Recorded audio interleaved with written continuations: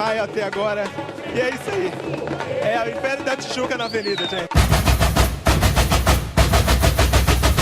O que nós vimos no Barracão realmente nos impressionou. O Império da Tijuca vem com tudo.